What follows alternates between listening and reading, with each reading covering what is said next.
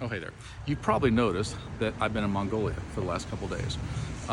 It's hard for me to tell what time is right now because I've been in, time zones and all that stuff. But I want to tell you a couple things about Mongolia because I think that they're interesting. Okay. So first of all, if you remember, the Mongolian Empire was started by Genghis Khan, and they call him Genghis Khan. Is that right, Judah? Genghis Khan. Genghis Khan.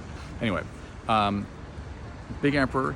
He killed, or was responsible for killing, 40 million people. He conquered everything from the east coast of Asia all the way over to like Poland, right? Somewhere around there. And then the better part of southern Asia. He pretty much conquered all of that. He has 16 million direct descendants. You have a 1 in 200 chance of being a direct descendant of Genghis Khan because he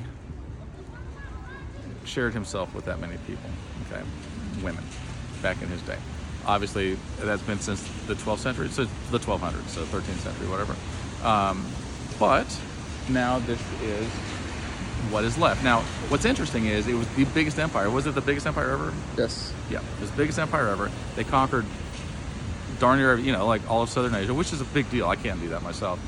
And pride comes before a fall, right? Now, one of the things Judah showed me, and we didn't fact check this, but one of the things he said was that Genghis Khan was quoted as saying, and I believe to Christians, something along the lines of, if you hadn't have been so bad, God wouldn't have sent somebody like me to punish you.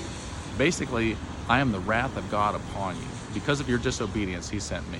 I'm like, ugh, that's pretty harsh. Not sure who it was to, but still. We're not sure who that was to. However, interesting quote. Okay, interesting quote. Now, fast forward another 800 years or whatever, and here we are.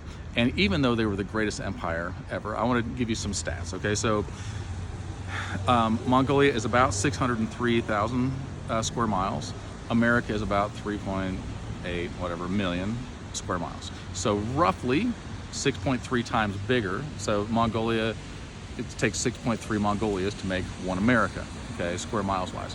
But they have a very small population. They only have about 3.3 million people. We have about 350, 360 million people in America. So we have 100 times more people and 6 times as much land because it's very sparse out here. It's very nomadic.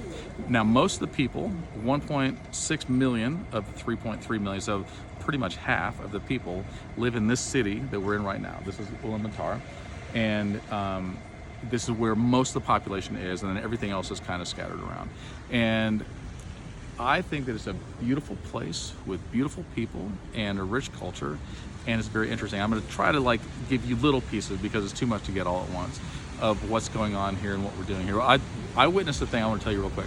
I witnessed this thing last night. It was a big celebration to they have a holiday called Nadam. Nadam. I'm sorry, and I can learn words too, and it was so massively orchestrated, like all the costume changes, people running back and forth, horses going, people doing flips off of horses, people coming in doing flips, bands changes, set changes, costume changes, people in butterfly outfits and trees and leaves and you name it. And it was LED walls and moving stages, and I was just like, this is really, really amazing. Like there had to be thousands of people that came and went on the stage in about an hour and a half.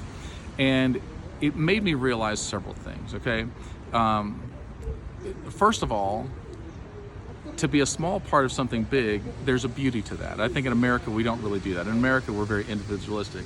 But over here, it seems that they go, you can be a small part of something big, and so we're going to orchestrate this, and you're going to do your part.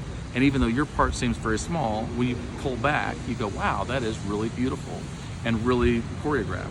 And it makes me think God does that with us, but we resist. Right? He goes, watch, if you guys all do your part, this is going to be a beautiful tapestry of your life. And we're like, you don't know what you're talking about. He's like, I do. And if you would just do what I said, your life would be a lot better. And look at this beautiful thing that's about to happen. So I'm going to stop there. We're going to do more tidbits soon because I'm very excited to share what I'm learning here. I want to point out, I'm not a smart person. They tell me and I go, I'm going to repeat that to other people. And it's probably not exactly 100% accurate information, but it's still my interpretation of it, and I am so blessed to be able to be here, and so I wanted to share that with you guys. Love you.